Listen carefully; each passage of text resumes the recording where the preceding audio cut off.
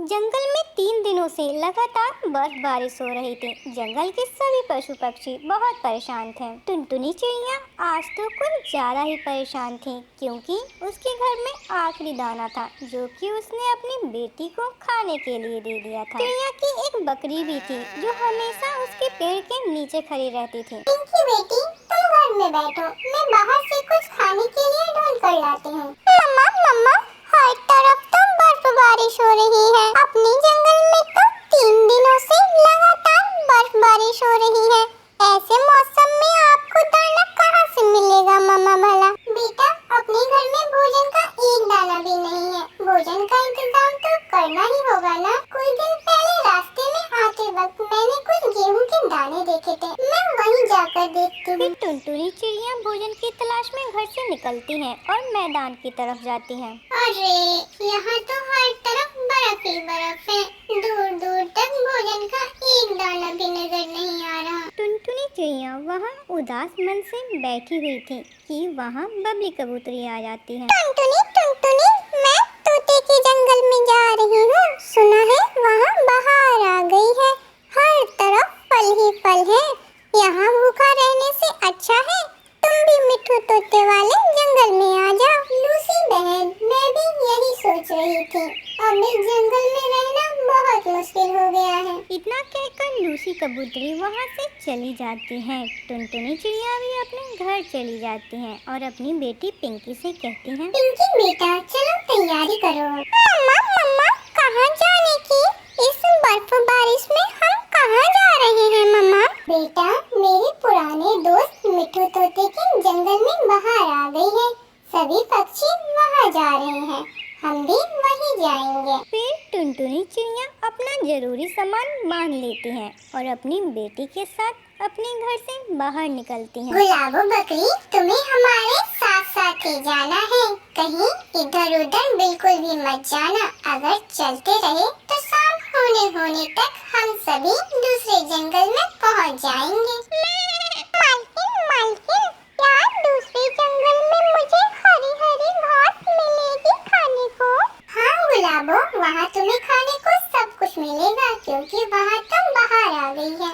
अब जल्दी चलो, देर मत करो, शाम होने से पहले हमें वहाँ पहुँचना भी है। पिंकी, आप थक जाओगी, आप मेरे ऊपर बैठ जाओ। फिर पिंकी चिड़िया अपनी बकरी गुलाबो के ऊपर बैठ जाती है।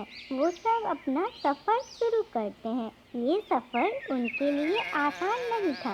ऊपर से बर्फबारिश और अनजान रास्ते, सब बहुत मुश्किल था। जब वो सब घने जंगल में पहुंचते हैं तो टुनटुनी चिड़िया थक जाती है। अब थोड़ी देर हम सब यहाँ आराम करेंगे। इस घने पेड़ के नीचे बर्फबारिश भी नहीं आ पा रही। मालकिन, मुझे बहुत भूख लगी है। मैं थोड़ा घास खाना चाहती हूँ। मगर गुलाबो, तुम यहाँ से ज्यादा दूर नहीं जाना, आसपास में जाके घास खा लो। फिर चिड़िया की बकरी गुलाबो घास खाने चली जाती है। धीरे धीरे वो जंगल में दूर निकल जाती है।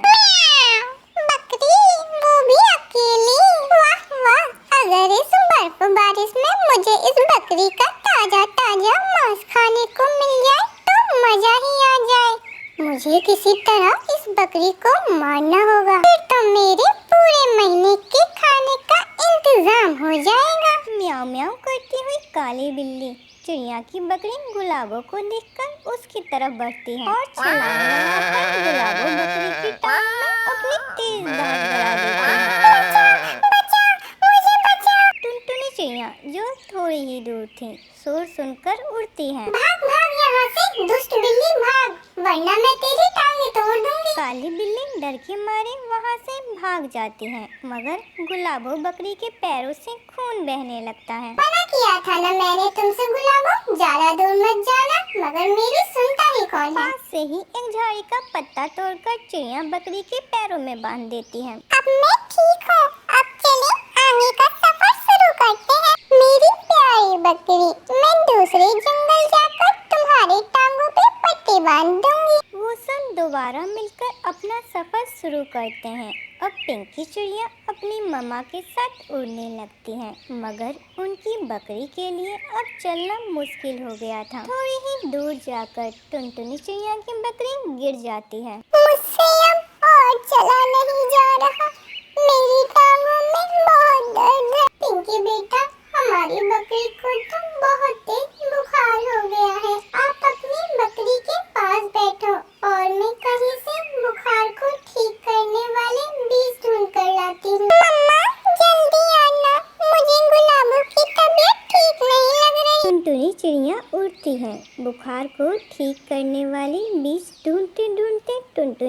चिड़िया दूर निकल जाती हैं। गुलाबो बकरी पिंकी की तरफ देखे जा रही थी।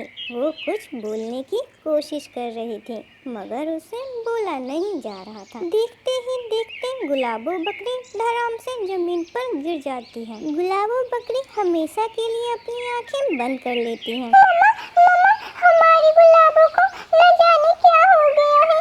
मम्मा जल्दी आइए, गुलाबो गुलाबो आंखें खोलो ना। थोड़ी देर बाद टुनटुनी चिड़िया काले बीज लेकर वापस आती है तो देखती है गुलाबो मर चुकी थी। पिंकी बेटा चुप कर जाओ, मत रो, गुलाबो मर चुकी है, अब ये तुमसे कभी बात नहीं करेगी। मम्मा मम्मा जब आप गई तो गुलाबो मेरी तरफ देखे जा रही थी। वो कुछ बोल पाती इससे पहले ही वो गिर गई। मैं समझी इसकी टांगों में दर्द है। चलो बेटी हमें अभी बहुत दूर जाना है। मम्मा मेरा गुलाबो को छोड़कर जाने का दिल नहीं कर रहा। मम्मा मैं नहीं जाऊंगी। बेटी जिंदगी में दुख सुख आते रहते हैं, शायद हमारा और हमारी गुलाबो का साथ यहीं तक था। टुनटुनी और पिंकी दोनों फिर से अपना सफर शुरू करते हैं। बारिश में उड़ते उड़ते दोनों थक गई थी। अब तो उन्हें भूख भी बहुत तेज लगी हुई थी। पिंकी बेटा वो देखो सामने मुझे केलों का बगीचा दिख रहा है।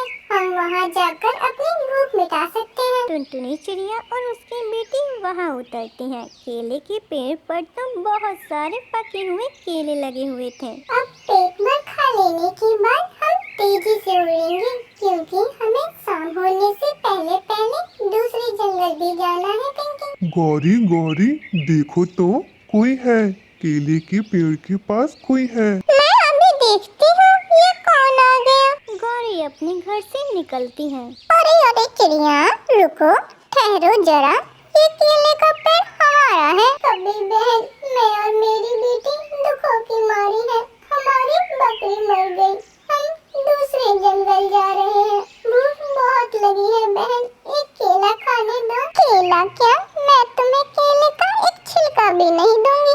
चल चल निकल यहाँ से अब। आंटी का पेड़, मुझे बहुत भूख लगी है, प्लीज मुझे एक केला खाने दो। भूख लगी है तो अपनी माँ को बताना, मुझे क्यों बता रही हो। बेचारी चिड़िया क्या करती, वो डरती हुई अपनी बेटी से कहती है, चल बेटी हम दूसरे जंगल ही जाकर कुछ खा लेंगे। दोनों माँ बेटी फिर से अपना सफर शुरू करती हैं। शाम होने को थी तब जाकर कहीं बर्फ बारिश रुकती है। अब दोनों के लिए उड़ना आसान था, इसीलिए वो जल्दी ही दूसरे जंगल पहुंच जाती हैं। उस जंगल में तो बाहर आ गई थी, हर तरफ फूल और फल थे, पक्षी संगीत गा रहे थे। दोस्त हमें मिट्टू के घर जाना है, क्या तुम हमें मिट्टू तोते के घर का पता बता सकते हो। मिट्ठू तो मेरा अच्छा दोस्त है, चलें मैं आपको मिट्ठू तोते के घर छोड़ आता हूँ। फिर वो हिरन टुनटुनी और उसकी बेटी को लेकर मिट्टू के घर की तरफ चलता है। मिट्टू तो अपने घर के बाहर ही बैठा हुआ था। वो टुनटुनी को आता हुआ देखकर बहुत खुश होता है। मैं कब से तुम्हारा इंतजार कर रहा था, सब आ गए हैं और मुझे लूसी कबूतरी ने बताया